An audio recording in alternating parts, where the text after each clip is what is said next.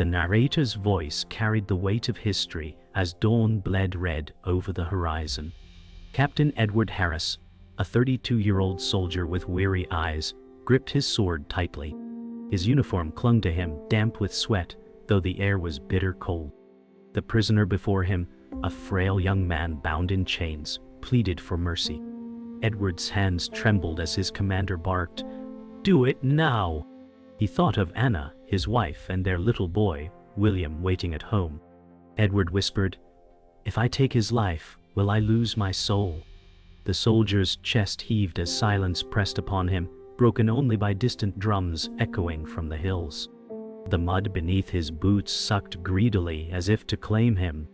War demanded obedience, but his heart demanded compassion. His choice made here would decide more than this prisoner's fate. It would shape his legacy, his family's survival, and the history yet to come. Edward lowered the sword for a moment, his breath ragged, his heart pounding louder than the drums of war. The commander barked again, "Do not hesitate." Soldiers around shifted uneasily, their eyes fixed on him. Edward imagined Anna's face, her smile warming him through the fog. His boy's laughter echoed faintly in his mind, pulling him back from the abyss. The prisoner whispered, "Please, I have a mother." The words pierced Edward deeper than any blade. His knees threatened to buckle under the weight of the decision. The world seemed suspended, every breath stretching time itself.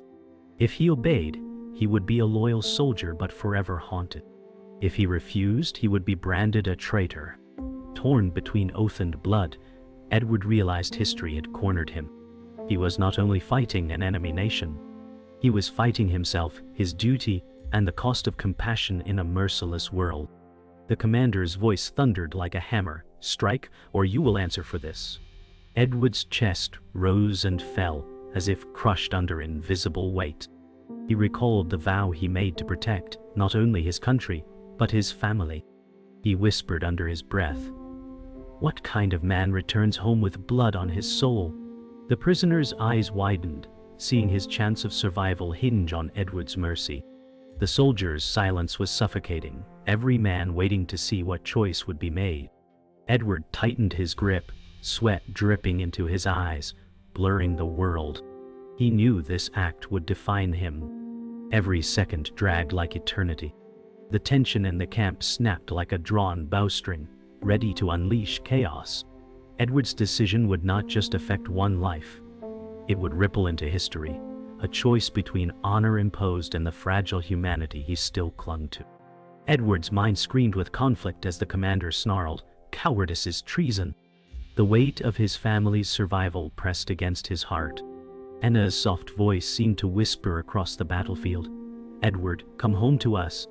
His vision blurred as the prisoner coughed, his frail body swaying. Soldiers shifted uneasily, their faces masks of fear and obedience. Edward knew defiance would mark him for punishment, perhaps death. Yet the idea of becoming executioner clawed at his conscience. The dawn light split the mist like a blade, casting harsh lines across Edward's face. He stood, suspended between orders and compassion, soldier and man. The prisoner whispered once more, "Mercy." That single word echoed louder than the commander's fury. Edward realized mercy could be both his greatest rebellion and his truest act of duty, not to the crown, but to the soul of humanity itself. The silence grew unbearable until Edward roared, "No!" His voice shattered the camp like thunder. Soldiers gasped as he lowered his sword. The commander's eyes burned with fury, veins pulsing at his temple. "You defy me?" he growled, his words dripping venom. Edward's chest rose defiantly, heart hammering, hands shaking but firm. "I am a soldier, not an executioner," he declared. The prisoner wept, collapsing into the mud as shackles rattled. The soldiers exchanged nervous glances, knowing this moment would be remembered. Edward's choice was carved into the air, irreversible, dangerous, and bold. The commander's glare promised swift punishment, but Edward felt strangely free. For the first time in years, he chose not out of fear, but out of conscience. As dawn spread across the field, Edward's defiance marked the beginning of his war within. a war between loyalty to crown and loyalty to humanity. The camp was restless, whispers passing like sparks through dry straw. Edward sat alone at the edge of his tent, staring into the dying embers of a fire. His hands shook, not from cold but from the weight of what he had done. Anna's face filled his thoughts, her gentle smile, her voice calling him home. Their son, William, laughing in a sunlit field, seemed more real than the camp around him. The prisoner's cry for mercy still echoed in his ears, mingling with the commander's rage. Edward muttered, "How long before they strip me of rank? How long before they come for my family?" The night pressed in heavy shadows, twisting against the canvas walls like judgment itself. He was a soldier bound to orders, yet he felt the chains of conscience tighten harder than steel. For Edward, the war had shifted. The true battlefield was inside his chest. The commander stormed into Edward's tent, fury burning in every step. "You humiliated me before my men," he roared. Edward stood rigid, fists clenched, his jaw locked in silence. "You think mercy is strength?" The commander spat, leaning close, his eyes hard as iron. "You endangered discipline, and I will not forget." Edward swallowed hard, his voice low. "If obeying means losing myself, then I am already dead." The commander sneered, shoving him back. "Your family's safety depends on your obedience, Captain. Remember that." The words sliced deeper than any blade. Edward's breath caught, Anna's face flashing before his eyes. The commander left in a storm of anger, but his warning lingered like smoke. Edward sank to the cot, trembling. He realized mercy carried not only risk to himself, but a shadow that could reach across miles and threaten the ones he loved most.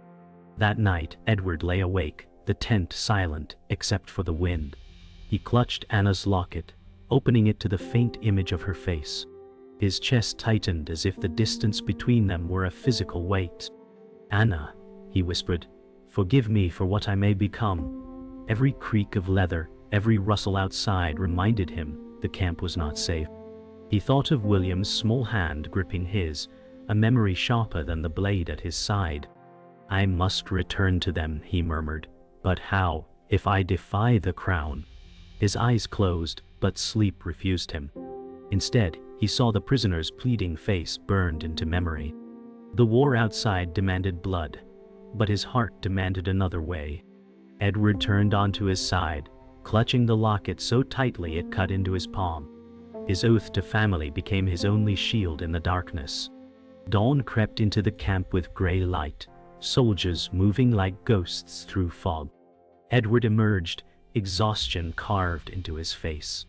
Some men avoided his eyes, others watched with quiet respect. He felt both condemned and admired, the camp whispering around him. A younger soldier, barely more than a boy, whispered, "You spared him." "My brother, he once begged like that." Edward's throat tightened, but he said nothing, only nodding. He realized the choice had spread beyond him. It had planted something in the men. Fear, yes, but also a question. Could compassion exist here? As he walked past rows of tents, Edward felt the commander's gaze on his back, heavy and unrelenting. Yet in the boy's quiet gratitude, he found a fragile strength. Perhaps he was not as alone as he feared. The war pressed forward, but Edward's defiance had ignited whispers of humanity. Edward sat at the edge of the camp, staring at the hills where drums once thundered. He knew punishment loomed, but for the first time he felt clarity. His defiance was not only rebellion, it was a stand for something greater. "If I lose my rank, so be it," he muttered, "but I cannot lose my soul." His hand rested on the hilt of his sword, not as an executioner's tool, but as a protector's vow. He imagined Anna and William waiting, unaware of the storm rolling toward them. He whispered, "I will return, no matter the cost." The air was heavy with the scent of wet earth and wood smoke, as if nature itself mourned. Behind him, footsteps approached, but Edward did not turn. His choice was set in stone. The path would be dangerous, but he would walk it, for family, for humanity, for himself. The council tent reeked of damp wool and smoke, as officers gathered around a battered map. Edward entered stiffly, whispers following like shadows.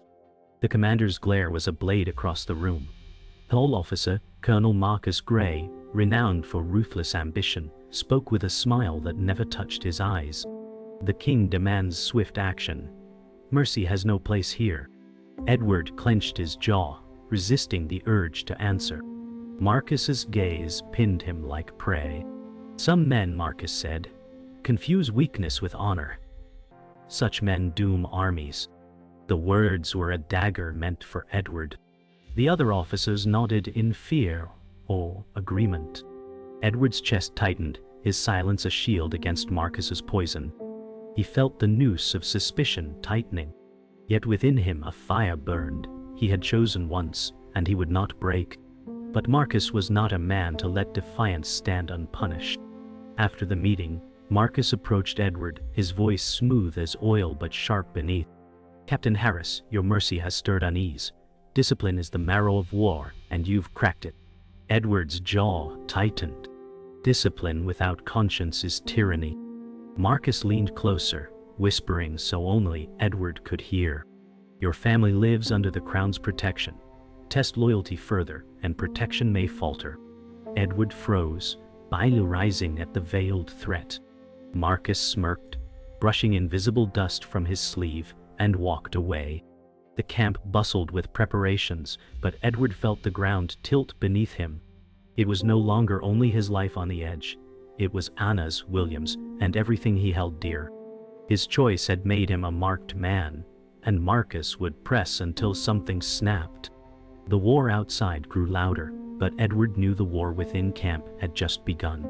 That evening, Edward walked among the men, their eyes shifting away, some in fear, others in quiet respect. A younger soldier whispered, "You gave hope when you spared him." Another hissed, "Fool, you'll bring punishment on us all." Edward's steps slowed. He carried the burden of their divided faith. The betrayer within, Lieutenant Samuel Reed, his longtime comrade, watched from the shadows, his gaze heavy with secrets. Samuel forced a smile when Edward caught his eye, but unease lingered. Edward thought of trust fractured like glass. He wanted to believe his old friend, but whispers had a way of turning friends into daggers.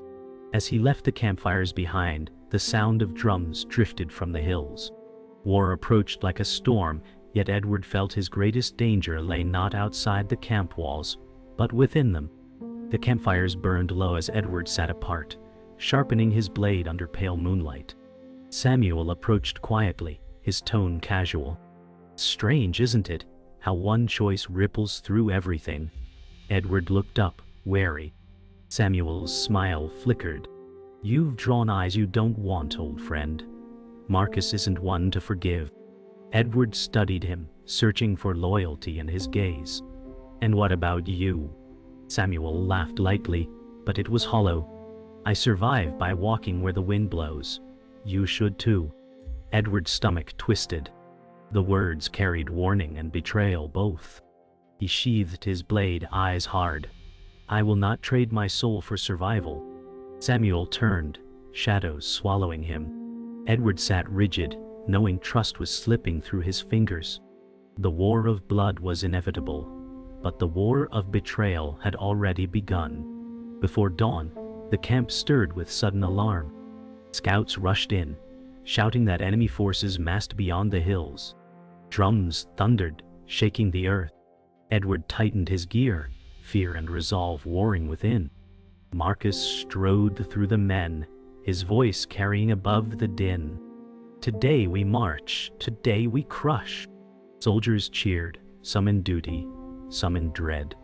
Edward glanced at Samuel, whose eyes flickered with something hidden, a secret clenched tight. Edward's chest burned as he thought of Anna and William. Every step into battle took him further from them, further from peace. Yet duty pulled like a chain, dragging him toward fire and steel. He whispered, "God keep me."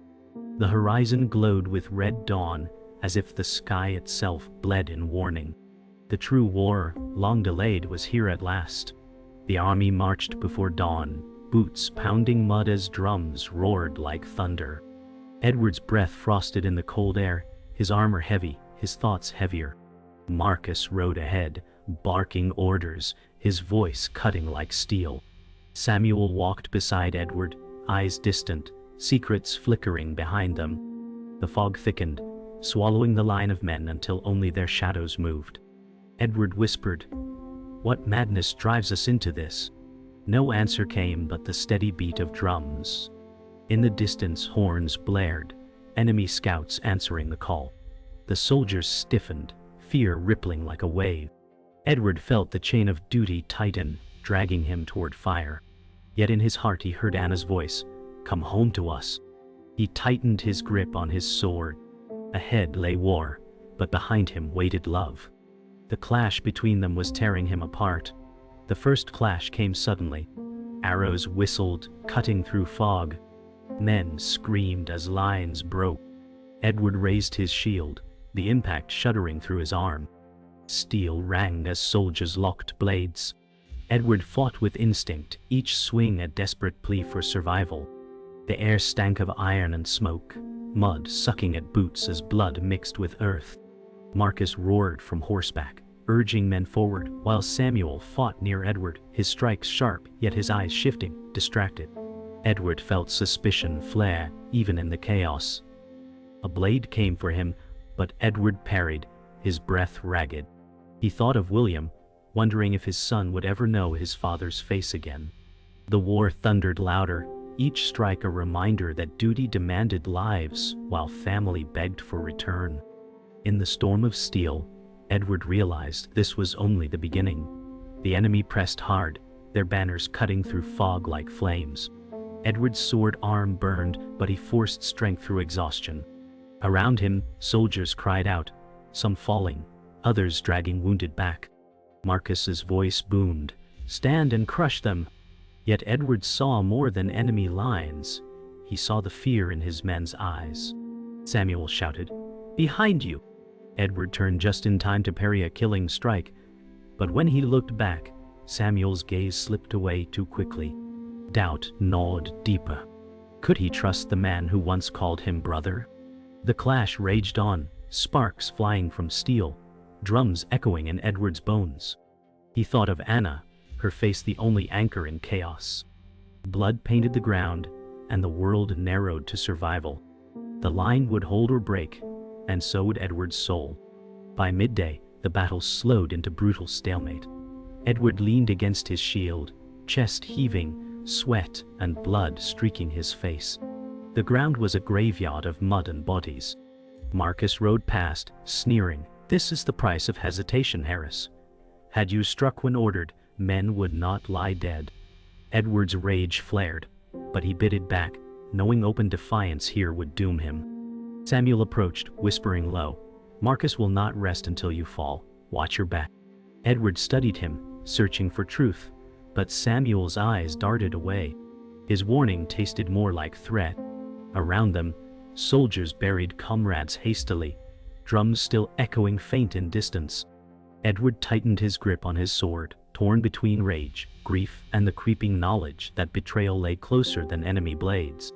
As night fell, campfires flickered across a scarred field. Edward sat apart, sharpening his blade, his face lit by ember glow. The sounds of mourning drifted, men weeping, names whispered like prayers. Samuel joined him quietly, offering bread with a forced smile. Edward took it, but suspicion weighed heavy. "Do you stand with me, Samuel?" Edward asked. Samuel hesitated, then forced a laugh. "Of course, old friend. Where else would I go?" But Edward heard the crack beneath his words, the hollow note of loyalty strained. Above, the sky spread dark and starless, as if heaven itself turned its face away. Edward whispered to himself, "I will not bend." The flames crackled, sparks rising like fleeting souls. Tomorrow would bring more blood, more choices, and Edward knew his path was narrowing, each step dragging him closer to betrayal and fate. The night was restless, winds howling through the tattered camp. Edward walked between dying fires, unease gnawing at him. He stopped when he heard Samuel's voice, low and urgent, behind a tent. "The signal will come at dawn," Samuel whispered. Edward froze, every nerve on edge. Peering around canvas, he saw Samuel speaking with a hooded figure, exchanging a small scroll sealed in wax. Edward's blood ran cold. Betrayal was no longer suspicion, it was fact. His friend was no ally, but a blade turned inward. Edward's hand itched toward his sword, but he held still, heart pounding. The hooded figure melted into shadows, leaving Samuel clutching the scroll. Edward whispered to himself, "God help me. The enemy walks beside me." For the first time, Edward feared not only the crown but the brotherhood he thought unshakable. At dawn, Edward confronted Samuel by the riverbank. The mist curled thick, muffling the world. Edward's voice was sharp. "Who were you meeting? What lies do you carry in that scroll?" Samuel's eyes widened, then narrowed. "You see betrayal where there is none. I protect myself as you should." Edward stepped closer, fury trembling in his hands. "You endanger us all, Samuel. You endanger my family." For a moment, Samuel's mask slipped, guilt flickering in his eyes. Then he hardened. "You chose conscience over survival. I chose survival." Edward's breath shuddered. The man he once trusted was gone. The river flowed silent, as if mocking their broken bond. Edward realized the war had cut deeper than steel. It had severed loyalty itself. That evening, the commander summoned Edward and Marcus to the council tent. The atmosphere was suffocating, thick with smoke and suspicion. Marcus smirked as he laid the intercepted scroll upon the table. "Proof of treachery lies within the camp," he declared. Edward's pulse quickened. Marcus wanted a scapegoat, and Edward was the perfect target. The commander's eyes bore into him. "Captain Harris whispers follow you. Did mercy blind you to loyalty?" Edward's jaw clenched. He fought to speak, but Samuel's shadow lingered at the edge, eyes downcast. Edward felt the trap closing, betrayal tightening like a noose. He realized Marcus and Samuel together were weaving a net around him. His defiance, once a spark of conscience, had painted a target on his back.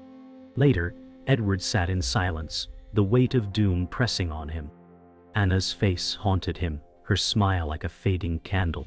He whispered, "If they condemn me, who will protect them?" His fingers clutched the locket, the metal biting into his palm. Outside, soldiers muttered rumors. Some believed Edward a traitor, others still whispered of his mercy as a sign of strength. He felt torn between two worlds, condemned by authority, yet quietly admired by men. The flames in the camp wavered, smoke stinging his eyes, but the sting could not match the betrayal burning in his chest. He realized the war had shifted again. It was no longer the crown versus enemy. It was Edward versus the tightening circle of lies that threatened everything he loved. That night, Edward awoke to a faint sound, boots in the mud, whispers outside his tent. He grabbed his sword, heart hammering. Shadows moved, then Samuel's voice called softly, "Edward, come with me." Suspicion coiled tight, but Edward stepped out. Samuel's eyes were sharp, no longer pretending. "They mean to strip you of rank tomorrow. Marcus wants your head." Edward's grip tightened on his blade. "And you? Do you stand with them?" Samuel smirked faintly. "I stand with whoever survives." Edward realized the betrayal was complete. His brother in arms was no longer his ally. The night pressed heavy, stars hidden behind clouds. Edward whispered to himself, "Then I stand alone." The choice had come again, obedience or defiance, survival or soul. This time there would be no middle ground. Dawn broke, blood red across the battlefield, the air heavy with smoke and fear. Edward stood at the center of the camp, soldiers gathered as Marcus addressed them. "A traitor walks among us," he thundered. Eyes turned toward Edward, suspicion like daggers. Edward's heart hammered, yet his voice rose steady. "I spared a man because I am no butcher. I fight for justice, not blind cruelty." Murmurs rippled through the men. Marcus sneered, "History remembers victors, not merciful cowards." Edward drew his sword, its steel gleaming in the crimson light. "Then let history remember I chose conscience." The crowd froze, torn between fear and admiration. The clash was inevitable now, duty versus humanity, crown versus soul. The stage of fate had been built, and Edward stood ready to pay the price for his defiance. The commander stepped forward, face stone hard. "Captain Harris, lower your weapon or face death." Edward's chest heaved, yet he did not yield. Samuel moved from the ranks, voice smooth. "Let him fight, Commander. Let the men see his weakness." Edward's eyes burned with betrayal as Samuel smirked. "Old friend, this ends today." Soldiers circled, the camp transformed into an arena of judgment. Edward whispered to himself, "Anna, William, forgive me." Then aloud he said, "I will not kneel." The silence cracked as Marcus drew his blade, steel singing in the air. Edward lifted his sword to meet him. Anyway, sparks of destiny were about to strike, and the soldiers watched in rapt fear. One wrong move, and the battlefield would drown not just in blood, but in history's relentless judgment. Steel clashed with a scream of sparks as Edward and Marcus met in combat. The crowd erupted, half cheering, half horrified. Marcus fought like a man possessed, each strike fueled by arrogance and rage. Edward parried, his muscles straining, every swing a test of will. He thought of his family, using their memory as shield and strength. Marcus sneered mid-strike, "Mercy will kill you." Edward snarled back, "No, your pride will." The duel carved a circle of mud and fire, torches flickering, breath steaming in the dawn chill. Each strike felt like hammer on stone, neither man yielding. Sweat ran into Edward's eyes, his scar burning as if lit from within. Around them, soldiers held their breath. This was no longer a duel of men, it was judgment between conscience and power. The duel dragged, blades ringing, mud splattering. Marcus pressed hard, but Edward found strength in defiance. At last Marcus overreached, his blade caught in Edward's counter. With a roar, Edward drove him back, Marcus stumbling into mud. The soldiers gasped as Edward raised his blade high. Samuel's voice cut the air. "Do it! End him!" Edward froze, chest heaving, sword poised. Marcus glared from the ground, fury burning. Edward's conscience screamed. If he struck, he became the butcher he despised. If he spared, he risked everything. His voice shook but carried. "I will not kill for pride. This war already devours enough." Silence fell, broken only by Edward lowering his blade. The soldier's eyes widened, not in contempt but in awe. He had chosen mercy again, even when it meant his own ruin. The commander's voice broke the silence, low and dangerous. "Enough. Captain Harris, you are finished." Soldiers shifted, torn between obedience and the awe of Edward's defiance. Samuel stepped forward, eyes gleaming. "Strip him of rank. Make an example." Edward lowered his sword, breath ragged, his gaze sweeping the men. "You follow orders that kill without reason. I choose life." His words struck like arrows, some men bowing their heads in shame, others glaring in fear. Marcus rose, face twisted in rage, mud dripping from his armor. "You will not walk free." Edward's chest swelled as he whispered, "Then I walk condemned." The tension hung like a blade in the air. Edward knew this was no victory, only survival for one more night. But in mercy, he had carved a truth that no crown could erase. The battlefield lay silent after the clash, smoke rising like ghosts. Edward stood among the fallen, sword heavy in his hand. His body ached, but his soul ached more. The commander had left him condemned, his rank stripped, his name cursed. Yet some soldiers looked at him with quiet reverence, as if his defiance had given them hope. Edward whispered, "I have nothing left but the truth." He thought of Anna and William, their faces shimmering in his mind like fragile lanterns in darkness. He knew the crown would brand him traitor, yet in his heart he carried no shame. His conscience remained unbroken. Around him crows circled, their cries echoing through the morning sky. Edward stood alone, but he stood free, no longer chained to cruelty. His choice had cost him everything, except the piece of himself he refused to surrender. Edward walked through the camp as if through a graveyard, the whispers of soldiers following like shadows. Samuel crossed his path, eyes cold, voice low. "You should have finished Marcus. Now he lives to destroy you." Edward met his gaze, pain and anger blending. "I will not kill for power." Samuel smirked bitterly. Now. Then power will kill you." The words rang true, but Edward's heart clung to something stronger. "Better to die with mercy than live with shame," he muttered. The campfires burned dim, men repairing weapons with hollow faces. Edward felt exile closing in, yet he also felt clarity.